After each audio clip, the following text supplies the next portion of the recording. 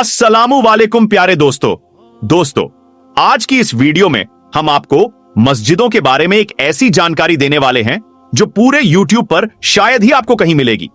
आज हम आपको दुनिया के 10 ऐसे देश के बारे में बताने वाले हैं जहां पर सबसे ज्यादा मस्जिदें मौजूद हैं, और साथ में हम आपको यह भी बताने वाले हैं कि पूरी दुनिया में मस्जिदों की तादाद लगभग कितनी है और दुनिया की 5 सबसे बड़ी और सबसे खूबसूरत मस्जिद कौन सी है और किस जगह पर है। इसलिए अगर आप एक मुस्लिम हैं तो आज का यह वीडियो आपके लिए बहुत ही ज्यादा खास है, आप इसको आखिर तक जरूर देखें। तो चलिए दोस्तों शुरू करते हैं।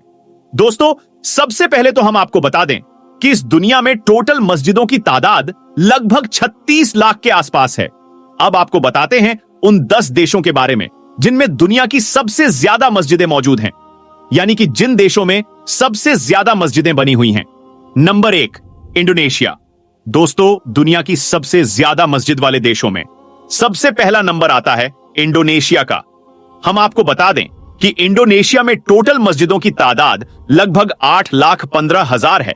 इन 8 लाख मस्जिदों के साथ इंडोनेशिया मस्जिद के मामले में दुनिया के पहले नंबर वाला देश है।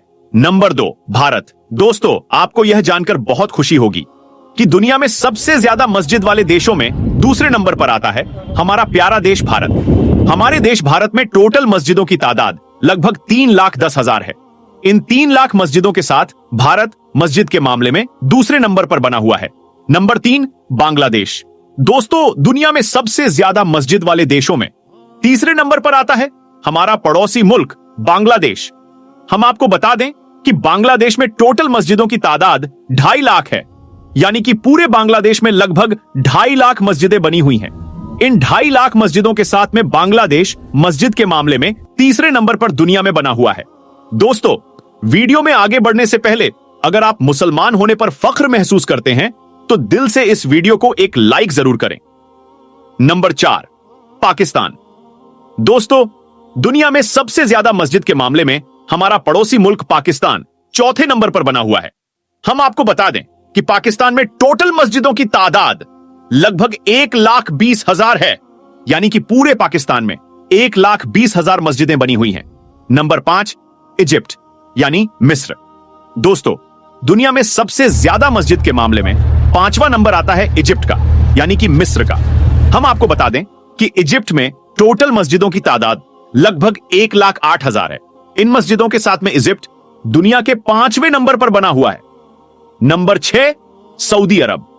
दोस्तों, दुनिया में सबसे ज्यादा मस्जिद के मामले में 6ठे नंबर पर आता है सऊदी अरब। यह वही सऊदी अरब है जहां से इस्लाम धर्म की शुरुआत हुई थी। हम आपको बता दें कि पूरे सऊदी अरब में लगभग 94,000 मस्जिदें बनी हुई हैं। इन मस्जिदों के साथ में सऊदी अरब 6ठे नंबर पर बना हुआ है। नंबर 7, तुर्की। दोस्तों, मस्जिदों के मामले में दुनिया में 7वां नंबर आता है तुर्की का। अगर हम तुर्की की बात करें तो पूरे तुर्की में लगभग 82,000 मस्जिदें बनी हुई हैं। इन 82,000 मस्जिदों के साथ में तुर्की 7वें नंबर पर दुनिया में बना हुआ है। Number 8, Marrakesh. दोस्तों, इस देश का नाम बहुत से लोग शायद पहली बार सुन रहे होंगे, लेकिन आपको यह जानकर हैरानी होगी कि इस देश में मस्जिदें बहुत ज्यादा हैं। अगर मराकेश की बात करें तो हम आपको बता दें कि मराकेश में टोटल मस्जिदों की तादाद लगभग 48,000 है।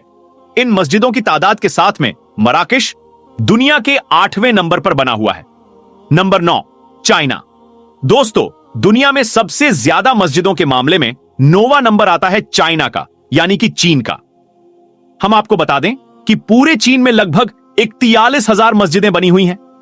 इन मस्जिदों की तादाद के साथ में चाइना अभी 9वें नंबर पर दुनिया में बना हुआ है। Number 10, Iran. दोस्तों, पूरी दुनिया में सबसे ज्यादा मस्जिदों के मामले में ईरान का 10वां नंबर आता है। हम आपको बता दें कि पूरे ईरान में मस्जिदों की तादाद लगभग 34,000 है। इन 34,000 मस्जिदों के साथ में ईरान दुनिया के टॉप 10 मस्जिदों की लिस्ट में शामिल है। दोस्तों, अब आपको बताते हैं दुनिया की 5 सबसे बड़ी और सबसे खूबसूरत मस्जिदों के बारे में, यानी कि दुनिया में सबसे बड़ी और सबसे खूबसूरत मस्जिदें कौन सी हैं और वह कहां पर मौजूद हैं। इसलिए अगर आपने अभी तक हमारी इस वीडियो को लाइक नहीं किया है तो अभी लाइक कर दें और कमेंट बॉक्स में सुभान अल्लाह जरूर लिख दें। दोस्तों, दुनिया की सबसे बड़ी और खूबसूरत मस्जिदों की लिस्ट में नंबर 1 पर आती है मस्जिद अल हराम। यह मस्जिद सऊदी अरब के मशहूर शहर मक्का में बनी हुई है। 4 लाख स्क्वायर मीटर में फैली यह मस्जिद निर्माण कला का एक अद्भुत नमूना है। हर साल हज के दौरान 40 लाख से भी ज्यादा मुसलमान इस मस्जिद में एक साथ नमाज अदा करते हैं। इस मस्जिद को पहली बार 622 ईस्वी में तामीर किया गया था। इस मस्जिद में दुनिया के सबसे कीमती पत्थर लगाए गए हैं। और यही नहीं, इस मस्जिद में इस्तेमाल होने वाला साउंड सिस्टम भी दुनिया का सबसे बेहतरीन साउंड सिस्टम है। इस मस्जिद को बनाने में 100 बिलियन से भी ज्यादा का खर्च किया गया है।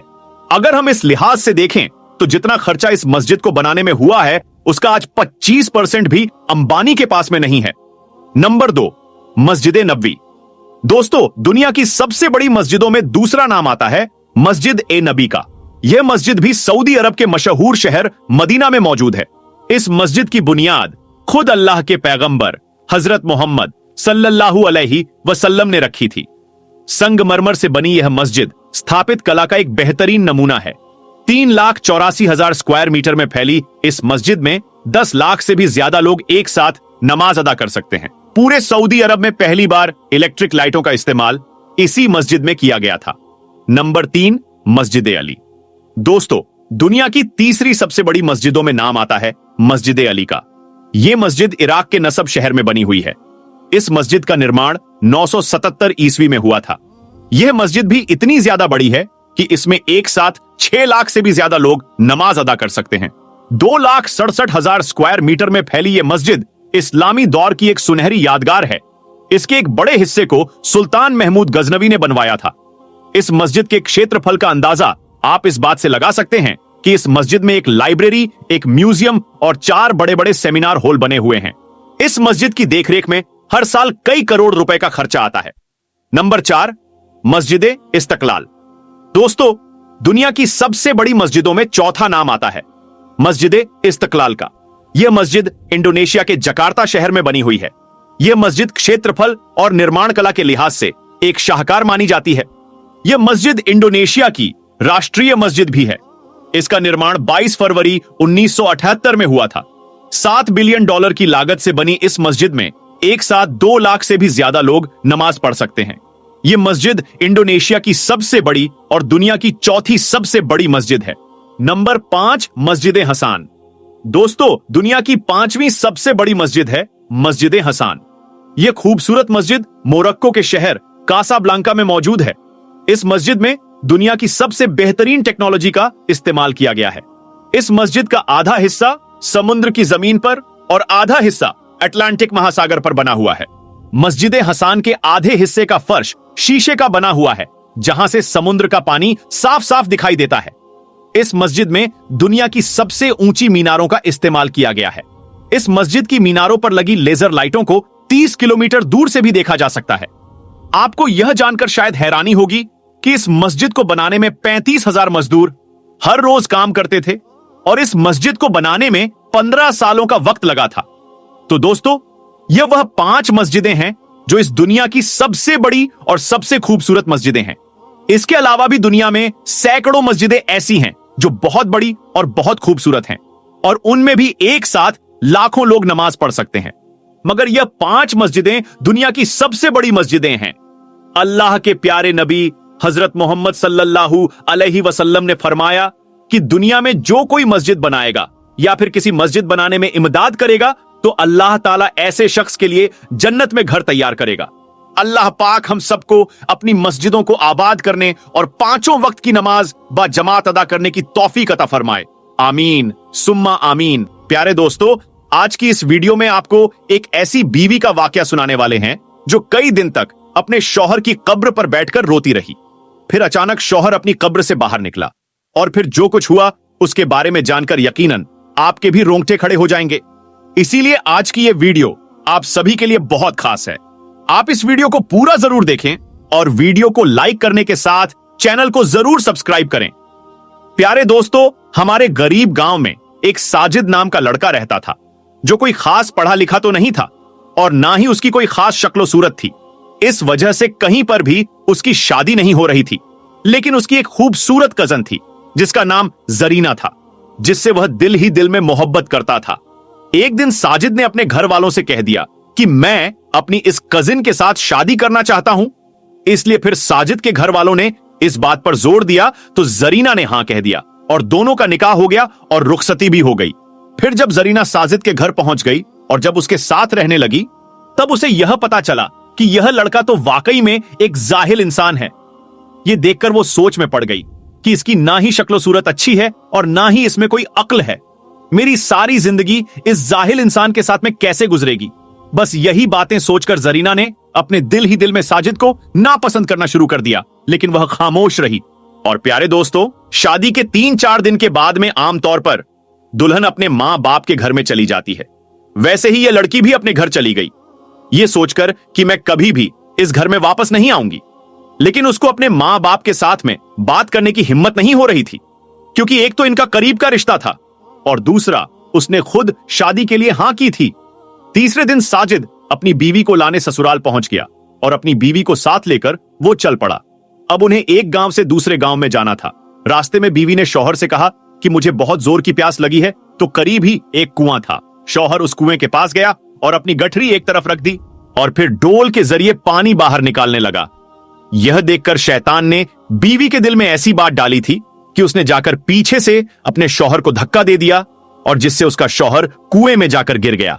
बीवी ने अपने दिल में सोचा कि यह तो यहां पर मर जाएगा और मेरा हमेशा हमेशा के लिए इससे पीछा छूट जाएगा।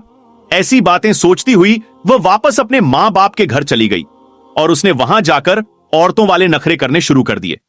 वो रोती हुई अपने घर पहुंची। बाप ने जब अपनी बेटी को रोते हुए देखा तो उसने पूछा कि बेटी क्या हो गया है।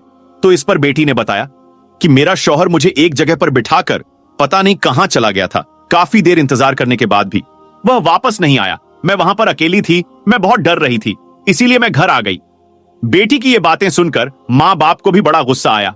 वह भी कहने लगे, अरे वह तो बड़ा बेवकूफ इंसान है, हमारी बेटी को वह इस तरह से कैसे लावारिस छोड़कर चला गया।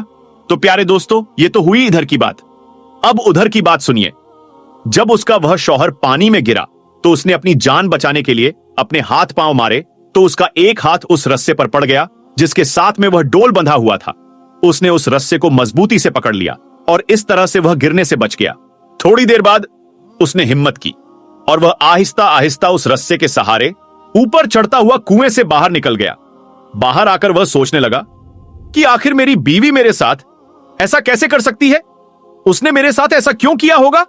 मगर कोई बात नहीं, मैं दोबारा उसे लेने जाता हूं, शायद वह बदल जाए। दोस्तों, वीडियो को लाइक करते रहे। बस यही बातें सोचकर वह दोबारा अपने ससुराल चला गया। जैसे ही वह ससुराल के घर में दाखिल हुआ तो लड़की के मां बाप ने उसे बहुत खरी खोटी सुनाई। वह कहने लगे, तू ऐसा बेअक्ल इंसान है कि हमारी बेटी को अकेला छोड़कर वहां से चला गया। तू तो बड़ा ही बेपरवाह इंसान है, हमारी बेटी को अगर कुछ हो जाता तो। इस तरह से उसने जो कुछ कहा उसने खामोशी से सुना। फिर आखिर में सिर्फ इतना ही कहा कि मुझसे बहुत बड़ी गलती हो गई है, अब आगे ऐसा नहीं होगा, आप अपनी लड़की को मेरे साथ में भेज दें। जब लड़की के मां बाप ने देखा कि इस बात पर वह बहुत शर्मिंदा हो रहा है, तो फिर उन्होंने अपनी बेटी से कहा, कोई बात नहीं बेटी, अब तुम इसके साथ में चली जाओ, अब ये ऐसा नहीं करेगा। अब उसकी बीवी फिर से उसके साथ तो चल पड़ी, लेकिन उसके दिल में एक बात बार बार आ रही थी और वह सोचने लगी कि अगर यह अनपढ़ है, बेअक्ल है, इसकी शक्ल अच्छी नहीं, पर उसने मेरे मां बाप के सामने मेरे ऐब को छुपाया, इसका दिल बहुत बड़ा है। अगर आज ये मेरे मां बाप के सामने मेरी हरकतें खोल देता तो मैं अपने मां बाप को मुंह दिखाने के काबिल नहीं रहती। बस इसी बात से बीवी के दिल में ऐसी मोहब्बत पैदा हुई कि वह अपने किए पर बहुत ही ज्यादा शर्मिंदा हुई। उसने सच्चे दिल से अपने शौहर को अपना भी लिया।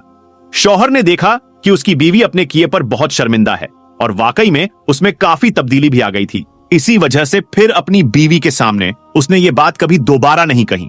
खैर, उसके बाद उन दोनों मियां बीवी में बेपनाह मोहब्बत ने जन्म ले लिया और मोहब्बत भी ऐसी कि अब दोनों एक दूसरे के बगैर सांस भी नहीं लेते थे। फिर ऐसे करते करते कब 5 साल का वक्त गुजर गया, दोनों को एहसास तक ना हुआ। बस अब दोनों की जिंदगी में अगर किसी बात की कमी थी तो वह थी औलाद की कमी। दोनों को नेक औलाद की ख्वाहिश थी, मगर हर मुमकिन कोशिश के बाद अल्लाह ने उनको औलाद से नहीं नवाजा। फिर एक दिन अल्लाह ने उनकी ये दुआ भी सुन ली। दोनों मियां बीवी के लिए वह बेहद ही खुशी का दिन था। जब बीवी को मालूम हुआ कि वह हामला है तो उसको ऐसा लगा कि जैसे उसकी जिंदगी मुकम्मल हो गई हो। लेकिन दोस्तों, अल्लाह को शायद कुछ और ही मंजूर था। 6 महीने के बाद एक हादसे में अचानक साजिद का इंतकाल हो गया। शौहर की अचानक मौत से बीवी को गहरा सदमा लगा और उसका रो रो कर बुरा हाल हो गया। उसकी तो पूरी जिंदगी ही उजड़ चुकी थी। उसको ऐसा लगने लगा था कि जैसे वो अब जी नहीं पाएगी। लेकिन उसके जीने की आस उसकी कोख में पलने वाला वह बच्चा था। अब उसको अपने उस बच्चे के लिए जीना ही था, क्योंकि बीवी अपने शौहर की आखिरी निशानी को न सिर्फ दुनिया में लाना चाहती थी, बल्कि उसे परवान भी चढ़ाना चाहती थी। शौहर को फिर गांव के कब्रिस्तान में दफना दिया गया। यह बीवी रोजाना अपने शौहर के कब्र पर जाती और वहां कुरान पाक की तिलावत करती थी। दोस्तों, वीडियो को लाइक करते रहें। अब हर रोज कुरान पाक की तिलावत करना और रोना उसका मामल बन गया था। कोई भी दिन ऐसा नहीं होता जब वह अपने शौहर की कब्र पर ना जाती थी। और इस तरह करते करते पूरे 9 महीने का वक्त बीत गया। तो अब वह वक्त भी आ चुका था जब इसका बच्चा कभी भी अब इस दुनिया में आ सकता था। एक दिन ऐसा हुआ कि बीवी अपने शौहर की कब्र पर बैठी रो रही थी, तो तभी अचानक से उसे शदीद दर्द होना शुरू हो गया। दर्द इस कदर तेज होने लगा कि वह वहीं पर अपने शौहर की कब्र के पास में गिर गई और मदद के लिए पुकारने लगी। मगर कब्रिस्तान में दूर दूर तक कोई भी दिखाई नहीं दे रहा था जो उसकी मदद के लिए वहां आता। दर्द से उसे ऐसा लग रहा था कि जैसे उसका आखिरी वक्त आ चुका है। उसने अल्लाह से मदद के लिए दुआ की कि या अल्लाह, मैं अपने शौहर के आखिरी निशानी को इस दुनिया में लाना चाहती हूं। या अल्लाह, तू ही मदद करने वाला है। या अल्लाह, मेरी मदद फरमा। दर्द से तड़पते हुए बीवी को काफी वक्त बीत गया था, मगर वहां पर कोई भी उसकी मदद के लिए नहीं आया था। अब तो दर्द की वजह से उसकी आंखें भी बंद होने लगी थी। उस पर मौत की सी कैफियत तारी होने लगी थी कि इतने में अचानक से किसी ने पीछे से आकर उसका हाथ थाम लिया। उसने अपनी रोती हुई आंखों से देखा तो उसके होश उड़ गए। उसने देखा कि उसका हाथ थामने वाला कोई और नहीं बल्कि उसका शौहर साजिद ही था, जिसे देखकर वह रोने लगी और कहने लगी, साजिद, आप मुझे माफ कर दें। मैं आपकी आखिरी निशानी दुनिया में लाने से पहले ही शायद दुनिया छोड़कर जा रही हूं। शौहर ने प्यार से अपनी बीवी के माथे को सहलाया और फिर उसको उठाकर वहां से चल पड़ा। फिर जब बीवी को होश आया तो उसने देखा कि वह एक सुनसान जगह पर थी और उसे एक बच्चे के रोने की आवाज सुनाई दे रही थी। वह कुछ भी समझ नहीं पा रही थी। फिर उसने अपने शौहर को जोर जोर से पुकारा तो फिर एक औरत उसके पास आई और कहने लगी, मुबारक हो, अल्लाह ने आपको बेटे से नवाजा है। जरीना ने फौरन पूछा कि मैं कहां पर हूं, तो उस औरत ने बताया कि तुम बहुत बुरी हालत में थी। तुम्हें मेरे पास एक शख्स छोड़कर गया था। मैं इस गांव में दाई का काम करती हूं। अच्छा हुआ कि ठीक वक्त पर तुम यहां आ गई, वरना तुम्हारी और तुम्हारे इस बच्चे की जान भी जा सकती थी। जरीना ने पूछा कि वह शख्स कौन था, तो औरत ने कहा कि उसने मुझे कुछ नहीं बताया, बल्कि उसने अपना चेहरा एक चादर से छुपा रखा था और तुम्हें मेरे हवाले करके पता नहीं वो शख्स कहां चला गया। प्यारे दोस्तों, वो अजनबी शख्स कौन था? उसका शौहर था या फिर कोई और था? जरीना आज तक इस बात को नहीं समझ पाई, लेकिन वह जो भी था वह अल्लाह की तरफ से गैबी मदद थी। उसने अपने बेटे को देखा और फिर सीने से लगाकर फूट फूट कर रोने लगी और अल्लाह का शुक्र अदा करने लगी। और आज सालों बीत गए, लेकिन जरीना ने अपने शौहर की कब्र पर जाना आज तक नहीं छोड़ा। जरीना आज तक अपने शौहर को नहीं भूल पाई। वह खुश है कि उसके शौहर की आखिरी निशानी यानी कि उसका बेटा उसके साथ में है। तो दोस्तों, आपकी इस वीडियो के बारे में क्या राय है? कमेंट करके अपनी राय का इजहार जरूर कीजिएगा। तो दोस्तों, मिलेंगे आपसे किसी एक ऐसी ही कीमती वीडियो के साथ। तब तक के लिए अल्लाह हाफिज।